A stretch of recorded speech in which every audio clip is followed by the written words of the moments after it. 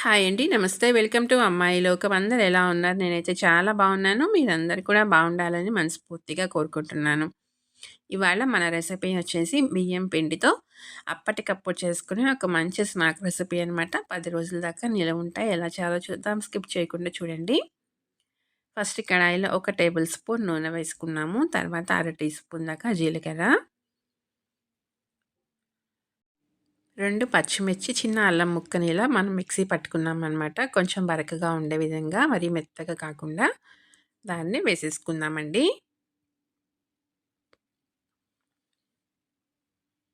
ఈ పచ్చిమిర్చి, అల్లం మనకి నూనెలో చక్కగా వేగిపోవాలనమాట. పచ్చివాసన పోయేటట్టుగా దీన్ని వేపుకుందాం.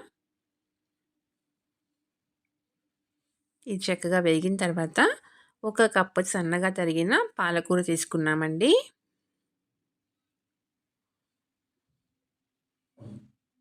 మనకి పాలకూర కొంచెం మగ్గితే సరిపోతుందనమాట.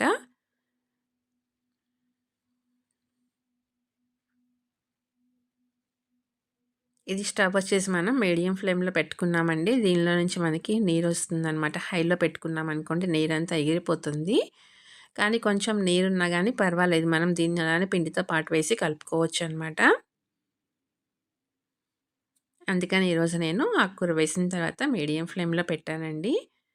చూడండి ఇలా నీరొస్తుంది కదా! ఇప్పుడు మనం స్టవ్ అయితే ఇంక దీన్ని ఆఫ్ చేసుకొని దీన్ని పక్కన పెట్టుకుందాం. తర్వాత మిక్సింగ్ బౌల్‌లో ఒక కప్పు బియ్యం పిండి వేసుకుందామండి. రుచికి సరిపడినంత ఉప్పు, ఒక టేబుల్ స్పూన్ వెన్న, ఒక పావు టీ స్పూన్ దాకా కారం వేసుకుందాము. 2 పచ్చిమిర్చి కూడా మనం వేసుకున్నాం ఆల్రెడీ. దానికి తగినట్టుగా కారం అనేది అడ్జస్ట్ చేసుకోండి. అర టీ స్పూన్ వచ్చి వాము, ఒక టీ స్పూన్ దాకా నువ్వులు, పాలక్ పేస్ట్ కూడా వేసేసుకుందాము.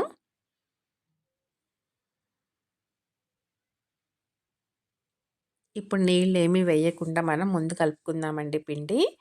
నీళ్ళు ఎక్కువగా ఏమీ అవసరపడదనమాట. పాలకూరలోనే నీరుంది. తర్వాత వెన్నపూస కూడా వేసుకున్నాం కాబట్టి 1, 2 టేబుల్ స్పూన్ల కంటే నీళ్ళు ఎక్కువగా అవసరం ఉండదండి. అందుకని ముందే నీళ్ళు వేసుకోవద్దు.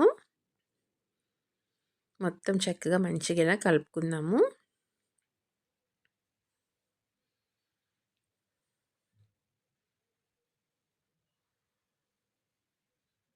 1, 2 టేబుల్ స్పూన్ల వరకే నీరైతే పడుతుందండి. చెక్ చేసుకొని నీళ్ళు వేసుకుందాం. చాలా సింపుల్ స్నాక్ అనమాట. టేస్ట్ అయితే చాలా బావుంటుందండి. పిల్లలకి స్నాక్ బాక్స్‌లో కానివ్వండి, పెద్దవాళ్ళకి ఈవినింగ్ టైంలో, టీ టైంలో తినటానికి కానివ్వండి, ఒక మంచి స్నాక్ అనమాట. చేసుకోవటం కూడా చాలా ఈజీ.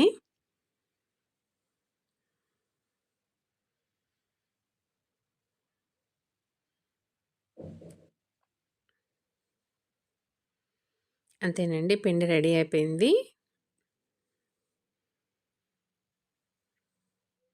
మనం చిన్న చిన్న పిండి ముద్దలు తీసుకుందాము.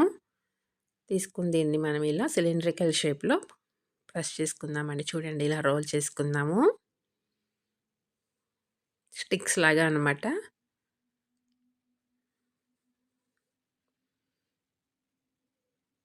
తినటానికి కూడా ఈజీగా ఉంటాయి. ఈజీగా ఫ్రై అయిపోతుందనమాట. చూసారు కదా!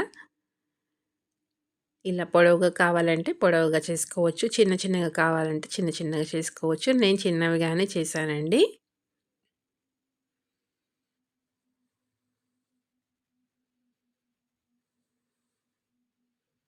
అంతేనండి. అన్నీ ఇలానే రెడీ చేసుకొని తీసుకుందాం.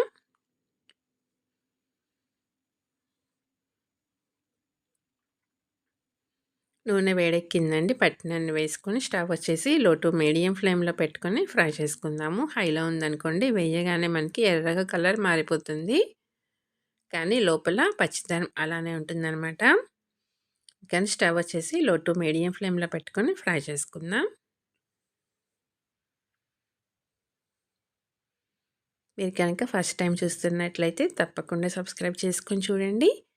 అలానే మన ఛానల్‌లో వచ్చేసి చాలా స్నాక్ రెసిపీస్ ఉన్నాయండి. Instant breakfast recipes, instant dinner recipes, steamed recipes, healthy recipes చాలా ఉన్నాయన్నమాట.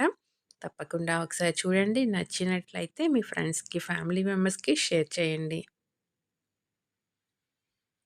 చూసారు కదా! చక్కగా వేగిపోయినాయన్నమాట.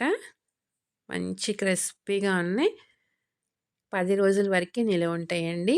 తప్పకుండా ట్రై చేసి చూడండి. మీకు ఎలా వచ్చిందో కూడా నాకు తప్పనిసరిగా కామెంట్ చేయండి.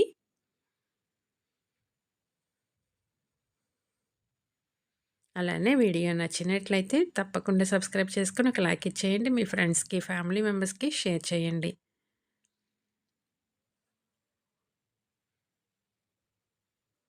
ఒకటి ఓపెన్ చేసి చూద్దాము.